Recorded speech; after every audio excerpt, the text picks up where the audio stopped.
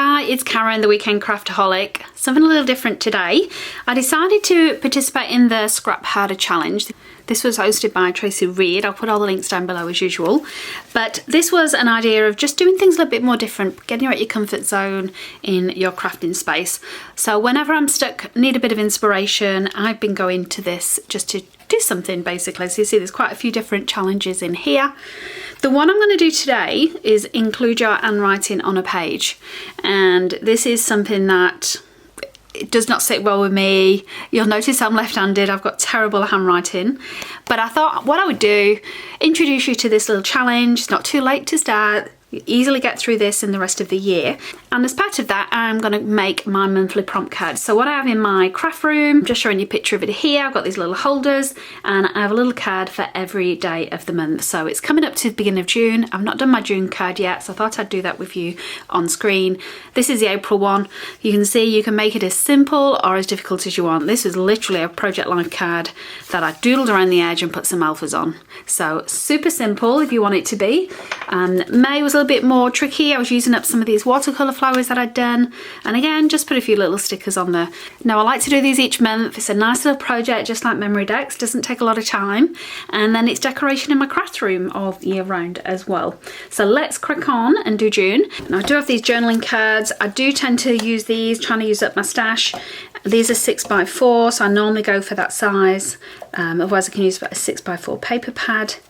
I don't think I've got any blank ones left though, because today I feel like I want to play in my gel press. It's been ages since I've used it, so I definitely thought I wanted to use it today. And this is just my drawer full of scraps, as you can see. So I'm just looking my way through here, and I've actually got some of these, the laminating sheets actually. These are matte laminating sheets. These are just scrap pieces that I thought would come in handy as maybe for shaker pockets and things. But I think I'll use it for today for the sign because it will give that nice opaque feel to it. So I've just put my craft mat down. I've just got some of these little paintings as well. These are Delusions Paints, and I'm just having a little bit of a practice. You can see I've got some of this scrap paper as well. Now this isn't expensive scrap card that I'm using. It's just some cheap Officeworks stuff that I use normally as card fronts and backs, so that it's not blending card or anything like that. So it is just scrap paper really that I've cut up. And as I'm doing this, I decide I don't really like that orange, even though that's the one that was calling to me on the shelf. So I thought I'd try and mix it up a little bit using this purple and the white. And I really like the idea of using more white, especially with it being on this laminating sheet as well. So I've got this stencil. It's still got a bit of the orange on from before, which I quite liked as well, just to mix it up a little bit. Now the only problem was I didn't press it down far enough. I should have used another brayer for that, just to make sure it was an even coat.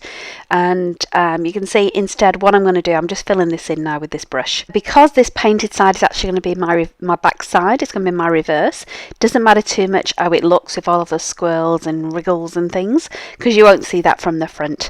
And I'm just slowing it down here now so you actually get to see what it looks like now on the finished side. So I'm just kept turning it over, checking that it wasn't too messy at the back, and I really do like that kind of textured look.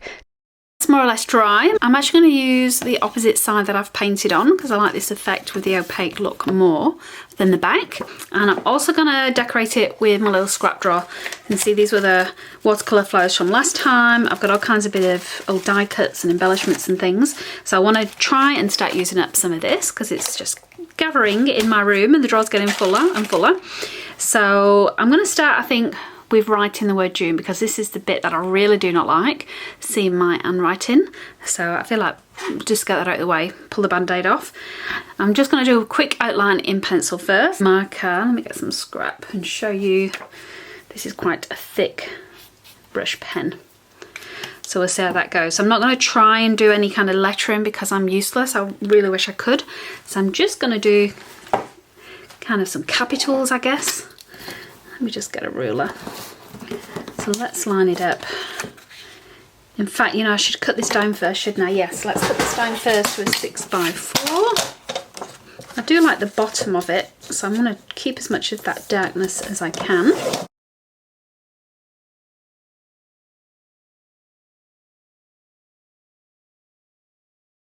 It's my finished piece. The darker bit at the bottom. I can use my little grids now just to make sure that's nicely aligned, so that when I start writing I can try and keep a level bottom to it if possible. And I think I want them quite big. I think I want them right in the centre. And this is obviously my centre point here.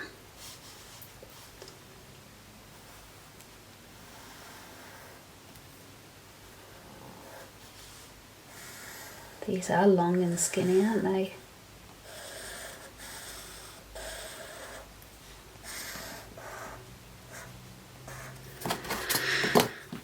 Right, here goes nothing.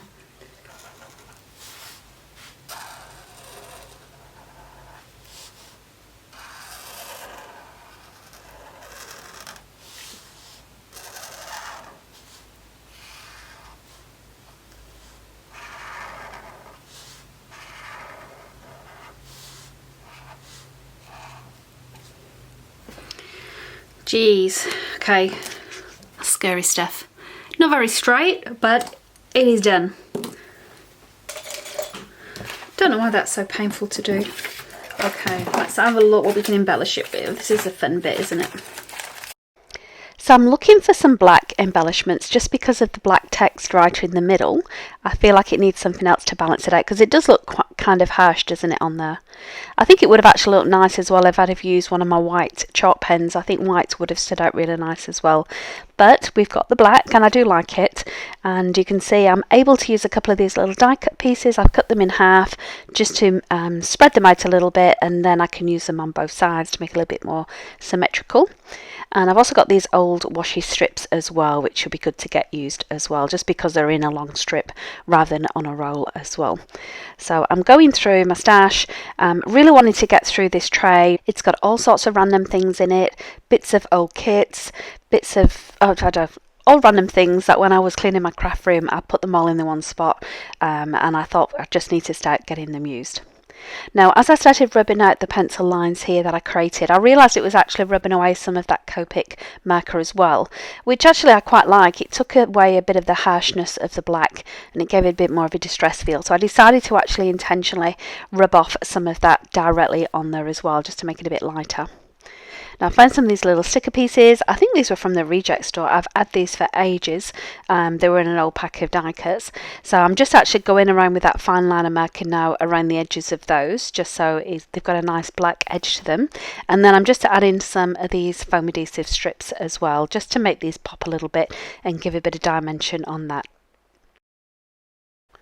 I'm almost done, just looking for something for this bottom corner really, and again something a little bit more lighter as well, just so it's not all completely dark. And I found this little flower and I'm going to just write over that letter J as well, so it looks like it's underneath. My little sign for June. I hope you like that, but give you some ideas for yourself if you're looking for a nice quick project to make. And I will see you next time. Thanks for watching.